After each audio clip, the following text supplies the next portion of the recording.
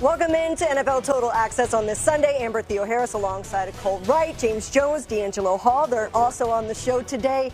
And no, you were not dreaming last night. Andrew Luck really did retire. That is correct. Dearest mother, we begin today's installment of this Total Access television program with the Western Union straight from Indianapolis, Indiana. That's right. After 7 seasons, Andrew Luck making the proclamation on Saturday night that he is indeed calling it a career. Now, Luck hanging it up after 7 seasons in the National Football League, and with his success, we know there was that constant threat of injury. It always reared its ugly head, and the former #1 overall draft pick and 2018's Comeback Player of the Year with an emotional goodbye yesterday. This certainly isn't how I envisioned this or planned this, but I am going to retire. This is not an easy decision. Honestly, it's the hardest decision of my life. But it is the right decision for me. For the last 4 years or so, I've been in this cycle of injury, pain, rehab, injury, pain, rehab. And it's been unceasing and unrelenting, both in season, and off season. And I felt stuck in it, and the only way I see out is to no longer play football. It's taken my joy of this game away, and this.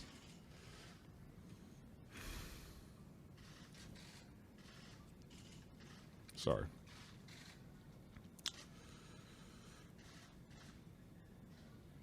I've been stuck in this process. I haven't been able to live the life I want to live. Taking the joy out of this game. And after 2016, where I played in pain and was unable to regularly practice, I made a vow to myself that I would not go down that path again. I find myself in a similar situation, and the only way forward for me is to remove myself from football in this cycle that I've been in. Come to the proverbial fork in the road, and I made a vow to myself that if I ever did again, I would choose me in a sense. It's very difficult. I love this team. I love my teammates, the folks in our building, the fans, the game of football. And as part of this team, as a member of this team, and because of how I feel, I know that I am unable to pour my heart and soul into this position, which would not only sell myself short, but the team in the end as well. And it's sad.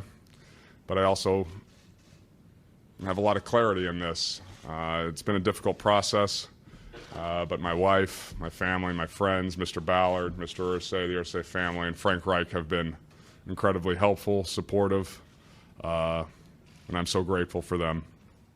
So an emotional outpouring from the former #1 overall draft pick. So let's head to Indy. Tom Pelissero here now on Total Access with more. And Tom, what have the last 24 hours been like inside of the building in Indy?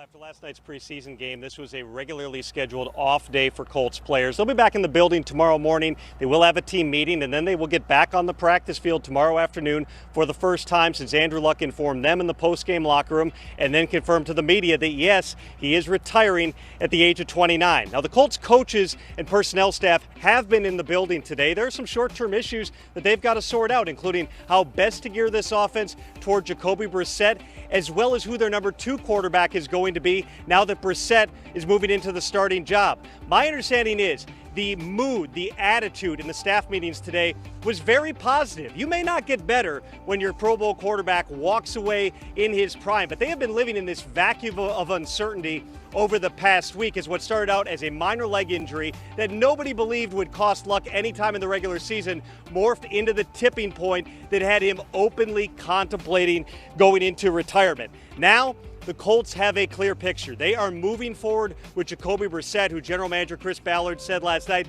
is a rare leader, and he is somebody the Colts genuinely believe in. Unlike 2 years ago when they acquired Brissett in a cut-down deal from the Patriots, ended up playing him most of the season because Luck was out with a shoulder injury. Brissett knows this offense and has been getting first-team reps throughout the offseason because Luck's been on the sideline. Colts did officially place Luck on the reserve retired list this afternoon. Tomorrow, on the practice field, unofficially, this will become Jacoby Brissett's show. From Luck to Brissett, they're clearly turning the page in Indianapolis. Tom P. with the very latest on Andrew Luck and his retirement. Thanks, Tom, as always. Now, let's take a look at what Andrew Luck did during his 6 seasons that he was on the field in the National Football League. You see over 23,000 passing yards, just over 171 passing touchdowns. He made the Pro Bowl 4 times, and as we said last year, the AP Comeback Player of the Year. There's some big shoes to fill in Indy for Jacoby Brissett, no doubt about that. The fact that he was bouncing around, he was moving quickly, quick movements. You didn't see any grimace on his face when he was throwing the football or moving over those bags. That's a good sign to me. Even though there's still some pain in there or some discomfort or something that he's feeling, I'm worried about that. But just seeing the movement right there, Coach, I have to believe this guy's going week 1 just because he's moving like that. Now we just want to get him pain-free so he's not thinking about it. Well, it was all good just a week ago. That was last Saturday. And let's welcome in the man who was dropping all that knowledge. That's our Hall of Fame quarterback, Kurt Warner. How do we know he's a Hall of Famer? Because he has a bronze bust at his house to prove it. Now, Kurt, what was your reaction when you heard that Andrew Luck was hanging up the spikes after 7 years? Well, I mean, I think like all of us, Cole, I was surprised. I think strictly as a football fan, as a fan of quarterbacks, the position, I was disappointed because he's one of our young stars. And the way he plays the game, the way he carries himself, he's good for our league. He's good for my position. So just from that standpoint, I'm disappointed. But the other side of it is I fully understand, that I went through different times throughout my career, whether it was the time I was sitting and waiting to get an opportunity, or it was times I was going through injuries, or even times when I was benched, where you start to wrestle with all the different things that go into it. And Cole, I knew a lot of guys that played this game, and some played it because they could, because they were talented and they could play at the highest level.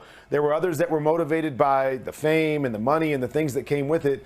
And then there were those guys that were just motivated because they loved to play the game. They loved to get between the lines. They loved to compete on Sunday afternoons. And all the other stuff comes with it, but you can't replace that with anything. And to me, that's what it sounded like with Andrew Luck, was that he loves that part of the game, but it just was taken away from him with all the injuries and all the rehab, and he never got a chance to really play the game the last few years the way that he wanted to, and pain-free, and fall back in love with it. And I've always believed that's what it comes down to when it comes down to retirement, is that you don't forget what happens on Sunday afternoons. You don't stop loving that, but it's all the stuff that goes into it. Does that start to take away, or does that start to, outweigh how much you love the game? And to me, that's what it seemed like with Andrew Luck, and I believe this is the best decision for him moving forward. Kurt, when football is no longer a game and it becomes a burden, how hard is that for a player, especially a player like Andrew Luck, who's played at a top level? It's extremely hard when you don't just look to get out there because you want to throw the football and you want to be with your guys, but you start hearing the expectations, and you start feeling the weight of, hey, you need to be out there, you need to rush back. Why are you not playing the last month and a half with just this calf injury, but you're going through all these drills, but you can't get out on the field? That stuff just starts to weigh on you and weigh on you and weigh on you, because as much as we like to say we don't hear it, we don't listen to the media, we don't listen to the comments, you can't get away from it with where our game is now and the way that it's covered now. So that stuff just weighs heavier and heavier and heavier. And I just believe, Andrew was like, I haven't been able to go out there and play the way I want to. I keep hearing this stuff. I understand it. I've got to do what's best for me. All right. Big shoes to fill for Jacoby Brissett. He's now the starter. How does he find himself in that starting role, and how does he elevate his play, Kurt? Well, I tell you what, there's some things that you look for. First of all, the way people talk about Jacoby in that organization, I don't believe he's going to have any problem from a leadership standpoint. We've seen him in big moments before, thrown into the starting roles. He's handled that well. I don't think the situation's going to be too big for him. I think when you look at his skill set, he's got the big arm. He's got the ability to make big plays at big moments. We've seen that. My biggest question with Jacoby is, what is he on an every down, every game basis? Does he have the consistency to become a franchise quarterback? That, to me, is really the only question I have, because I know he's got those other traits. Yeah, he started 15 games for the Colts in 2017. Hopefully 2019 fares just a little bit better for Jacoby Brissett. Kurt Warner, Hall of Famer, as always. Thank you, sir. Some reaction from Andrew Luck's teammates on his sudden retirement. Eric Ebron says, I will tell my kids about him. Jacoby Brissett, who's Andrew Luck's replacement, says a guy you always want on your team. Darius Leonard, thank you for a great year. And former coach Chuck Pagano said, I will forever be a huge Andrew Luck fan. Here's what the Colts front office had to say on his announcement. Being in that room with him for the last, 18 months was just the experience of a lifetime.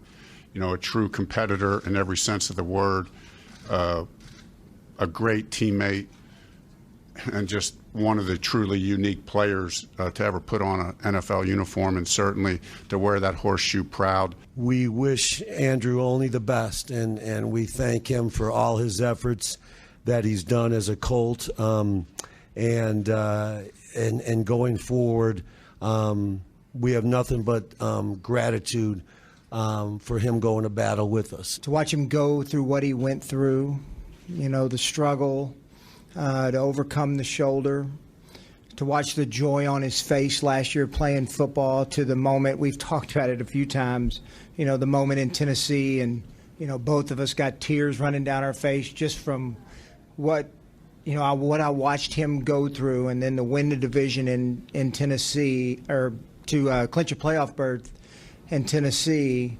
So it was an emotional week.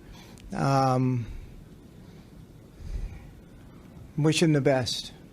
Wish Andrew Luck the best. So an emotional moment for everybody in that organization, and especially for Indianapolis fans, as we welcome James Jones to the show. But you played against him. Yes. Do you have some memories? Seen it with my own two eyes, man. It sucks that we just lost a great player in our league, man. An unbelievable quarterback. Yeah, but I got a chance early in his career, his rookie year. We were beating them up bad. They could not stop us. I think it was 21-3 or something. And then here comes this dude named Andrew Luck that don't nobody know about. And he just goes down, up and down the field, and he comes back on us, and we looking like, why can't we stop this dude? He's a rookie. Defense supposed to get off the field. I mean, him and Reggie Wayne was eating us up the whole game. Reggie had over 200 yards in that game. But watching him on the sideline, that's when you got that this kid is going to be special moment. I mean, every time he got the ball, like I said, we were up in that game big. Every time he got the ball, they put together scoring drives. And just sitting on the sideline as an offensive player, and especially as a receiver, you're looking at it like, man, this kid is going to be special. And he showed us that he was special, and it's tough to lose him so young. You also had a good game that day, too, though. It was erased by the comeback. Yeah, JJ does 2 touchdowns that day. As a receiver, though, you think about the decision that he made. He probably thought about his teammates and the feeling of letting them down. How would you feel if you're a guy like T.Y. Hilton? I mean, receivers rely so much on that connection with the quarterback. What does it mean for those guys? No doubt about it, but at the end of the day, you know the type of guy Andrew Luck is. And if you're playing with your quarterback and you've been around him for so long, you know the type of guy he is. And when Andrew Luck stood up there and he said, I'm losing the joy for the game, it's not fun for me no more, I can't give it my all. For me as a teammate, when you hear that, it's like, okay, he was done. Yeah. You know what I mean? Like, he gave us his all when he could, but him standing up there saying that, I mean, we all play this game because we fell in love with it. We have fun. A lot of joy when you walk out on that field. When you lose that, it's like, okay. Yeah, you have to respect that as a man. This is my time to walk away. So as a teammate, you got to respect.